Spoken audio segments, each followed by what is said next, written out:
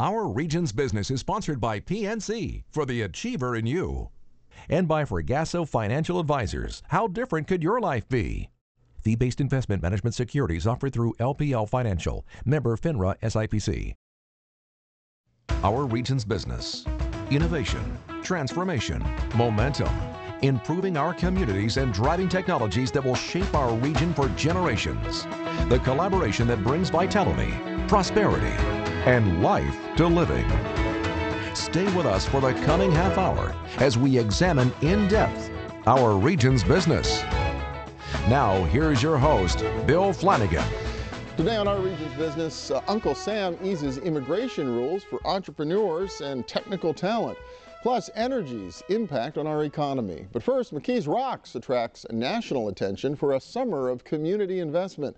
The municipality just down the Ohio River from the city of Pittsburgh has launched an ambitious plan to redevelop an old industrial site. Taris Vrcek is Executive Director of McKees Rocks Community Development Corporation. Maribeth Taylor is McKees Rocks Councilwoman.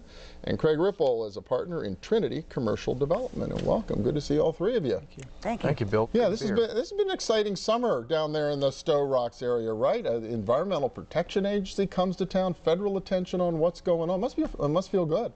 It feels great, and you know, for those of us and the three of us having come from McKees Rocks in Stowe Township, it's very gratifying, and it's also very validating that our work and our beliefs of the revitalization of our community are finally coming to fruition. Now, tell me a little bit about what's going on. What are these developments that have attracted national attention, essentially?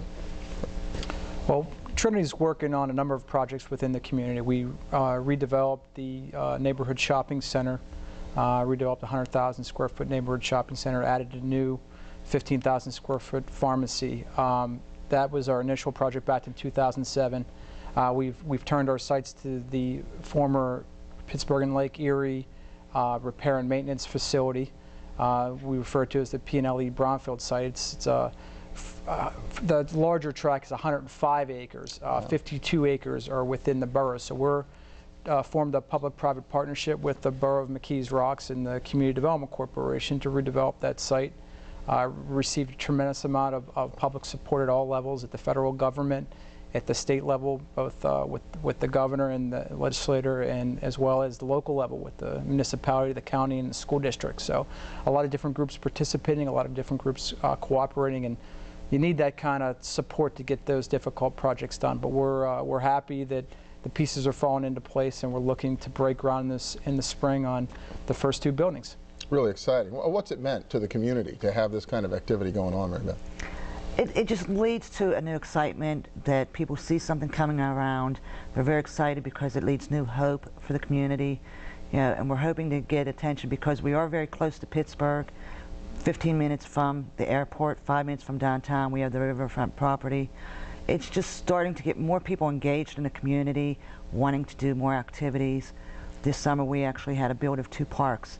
One brand new park, which was 3rd Street Park, which was a cooperative between Kaboom, Dr. Pepper Snapple in the borough, the CDC, and then we had a makeover of Rangers Field, which was CSX City Year in, I believe it was Media 10. It's a great opportunity for McKees Rocks because on those days we had over 250 people come in, build a new park, and now it has gotten the community engaged in continuing to build on that. Yeah, really cool, very comprehensive. You're working the quality of life side as well as sort of the core economic and job opportunity side. Has that been all part of a strategic plan? That's been the goal really since day one, Bill.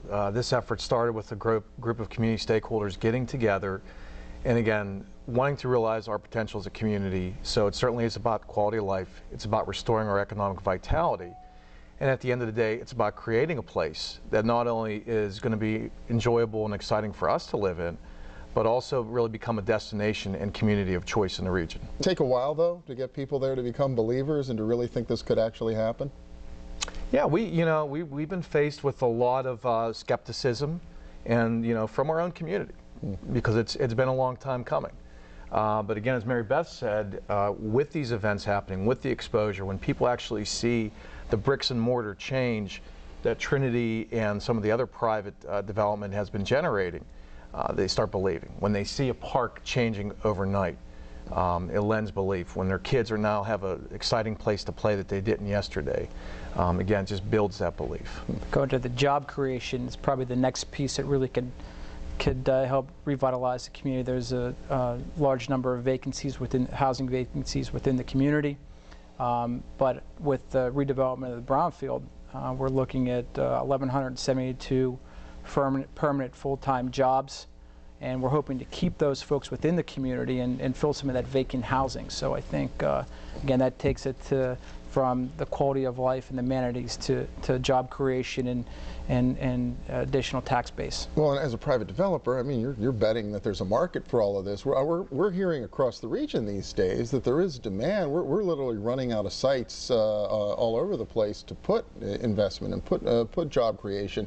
Are you finding that the case, that there are companies out there that are very interested in this and there's a market there for what you're trying to do? There's definitely a demand. I think the perception of McKees Rocks is that it's inexpensive, and any new construction, the cost is going to be the same regardless of where you build.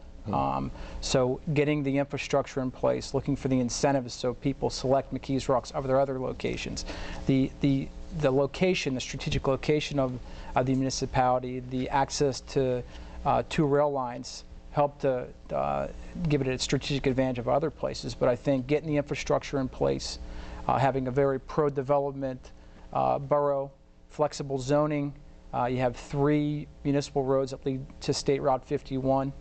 The McKees Rocks Bridge, it's well positioned for anyone that's looking to get access to the major transportation corridors and take advantage of rail. So the pieces are falling in place, and it is shovel ready. Like I said, we are starting to break ground, and the beauty of it being an old industrial site in the middle of a city is the fact that the utilities are at the tail end of the property that can be run onto the property fairly quickly. That's really cool. A few seconds left, Maribeth, but it sounds like you have a pretty effective public-private partnership going on these days in Stowe Township and McKees Rocks.